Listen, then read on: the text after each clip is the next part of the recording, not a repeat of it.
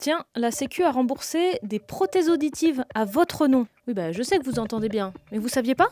Pourtant, c'est marqué sur votre compte Amélie. Depuis le 26 septembre, dès que l'assurance maladie effectue une dépense, un remboursement à votre nom, elle vous enverra un mail dans les 15 jours. Vous n'y trouverez pas le montant des 10 remboursements, c'est plutôt une notification. Une dépense a été effectuée, allez donc la vérifier sur votre compte Amélie.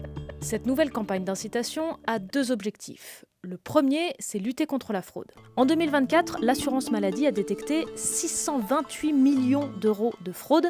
C'est 35% de plus qu'en 2023. Et qui est-ce qui magouille? Est-ce que c'est vous et moi avec notre carte vitale? Est-ce que ce sont les médecins? Est-ce que ce sont les hôpitaux? La majorité des fraudes viennent des assurés. Les professionnels de santé de ville sont responsables, eux, de seulement 27% des fraudes, mais ils représentent 68% des montants. En clair, les médecins et les centres de santé fraudent moins souvent que les assurés, mais ça coûte beaucoup plus cher à l'assurance maladie. Et c'est dans le domaine des prothèses auditives qu'on arnaque le plus. Avec ces nouveaux mails, la CPAM veut que les assurés, donc vous et moi, nous soyons capables de détecter et de signaler cette fraude directement via notre compte Amélie. Concrètement, ça peut être des soins qui ont été facturés mais qui n'ont jamais été réalisés. Je suis bien allée chez le dentiste la semaine dernière, mais je suis quasiment sûre que c'était pas pour me faire poser une couronne. Ou bien des soins qui ont bien eu lieu, mais qui ont été surfacturés. Un assuré qui allait faire un détartrage dans un centre de santé dentaire, quelques jours plus tard, il a consulté son relevé Amélie et s'est aperçu que le centre de santé lui avait facturé 8 000 euros de dépenses.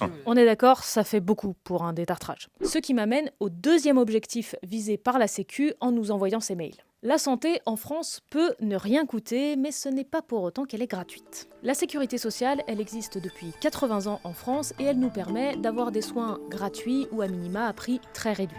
En nous incitant à jeter un coup d'œil un peu plus régulier sur nos remboursements, l'assurance maladie veut aussi nous montrer que mon détartrage de la semaine dernière, il a coûté en réalité une trentaine d'euros, qu'un examen par IRM ça peut monter au-delà de 200 euros ou encore qu'une séance de dialyse à l'hôpital, ça coûte 1 400 euros.